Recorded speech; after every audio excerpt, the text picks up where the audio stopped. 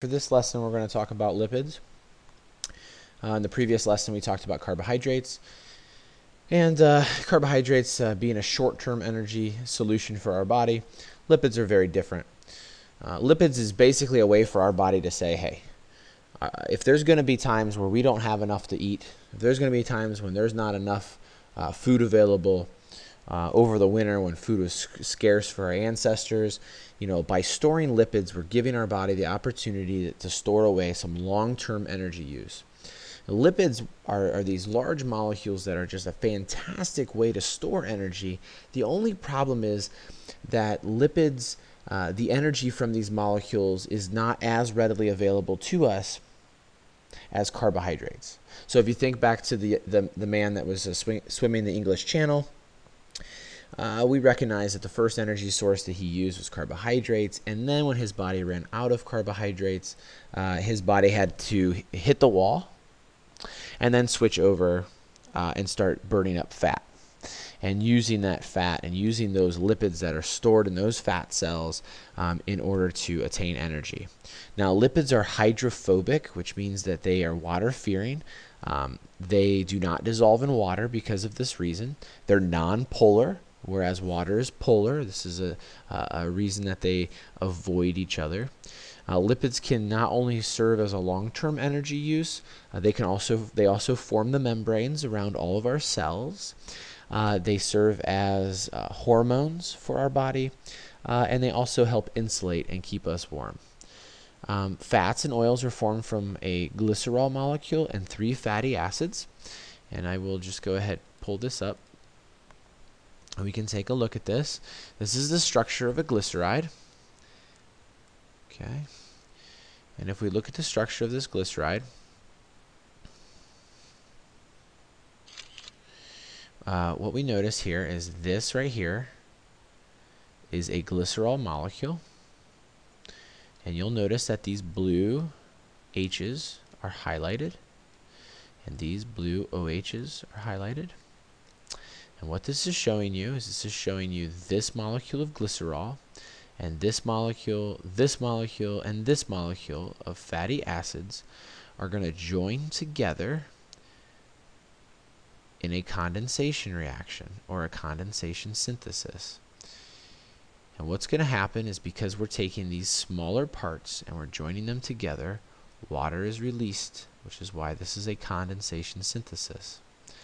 If this chemical reaction were happening in this direction, what would happen is this green shaded area, the glycerol, would break apart from the fatty acid and this fatty acid and this fatty acid, and the water would have to split into OH and H, and that would be a hydrolysis reaction. Okay? So what we're going to notice here is there are some functional groups to identify. We have OH, which is called a hydroxyl group. We're going to find these hydroxyl groups in carbohydrates. Then we have a COOH group, COOH. COOH is the way that you'll see it on the OGT. And a COOH is a carboxyl group. We can find those in lipids and proteins. So here we have 3 fatty acids, and we notice that one of these fatty acids actually has a double bond, and it's highlighted in purple. This double bond tells you something very important about the fat. All these other ones, these other 2 right here, number 1 and number 2, they both have all single bonds within the carbon-hydrogen chain. And I'll get back to that here in a second. Let's take off our screen annotation. Go ahead and flip to the next one. Let's start with this question. What functional group is found in the fatty acids?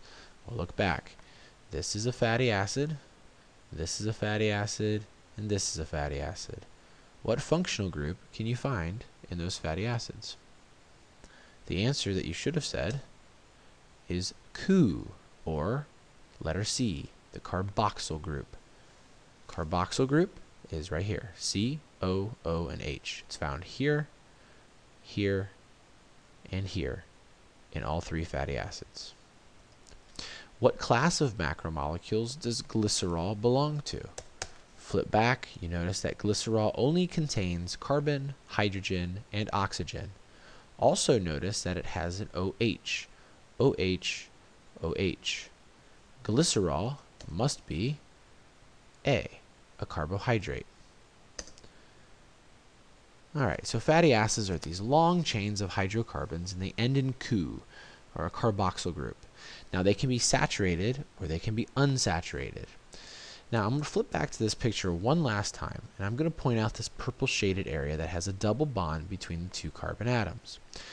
Notice that this hydrocarbon chain contains more hydrogen than this hydrocarbon chain, and it's for one very simple reason. These carbons contain all single bonds to them, which means each one in the middle is capable of holding 2 hydrogens, and each one on the end is capable of holding 3 hydrogens.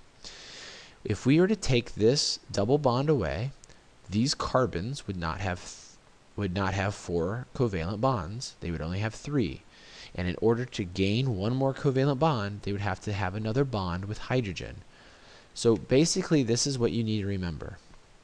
If you see double bonds in a long hydrocarbon chain of a fatty acid, that means that that hydrocarbon bond or that hydrocarbon chain is capable of holding more hydrogen. And if it's capable of holding more, then it's unsaturated. If it's holding all of the hydrogen that it possibly can, it's considered to be saturated. This is just like the example I used in class. If it rains day after day after day, eventually puddles form on the ground, and that water can no longer sink into the ground because the ground is saturated. It can't hold any more. So the same can be said for fatty acids.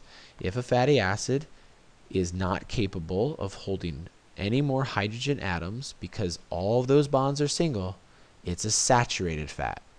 If it contains double or triple bonds between the carbon atoms, then it is an unsaturated fat. Big difference, a really easy way to know the difference between saturated and unsaturated fatty acids is that saturated fats are going to be solid at room temperature, like bacon grease. Unsaturated fats, like vegetable oil, will remain liquid at room temperature. Lipids do not dissolve in water. What is the term that best describes them?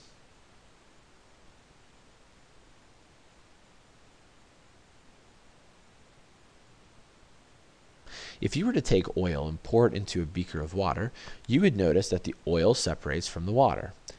The reason this is true is because oil, which is a type of lipid, is hydrophobic. If you have a phobia, you have a fear. And in this case, lipids and fats and oils have a fear. They fear water. Hydro is a prefix that means water. Phobic is a fear of. When glycerol joins fatty acids, what type of reaction is this? Well, we can go back to the picture. We can see we have here glycerol. We have 3 fatty acids. They join together. Water is released. If water is released from a chemical reaction, what type of reaction is it? The answer is A, condensation synthesis or condensation reaction. Whenever we take smaller molecules and we put them together and water is released, we call it condensation synthesis. When we take a large molecule and break it apart and use water to do so, it's called hydrolysis or water splitting. Now, some lipids are what are called phospholipids, and they form cell membranes. These are 2 pictures of phospholipids. This is what's called, this right here on the right is called a phospholipid bilayer, and that is the covering that coats the outside of your cells. You are not required to know this for the test. You will be required to know this for next unit.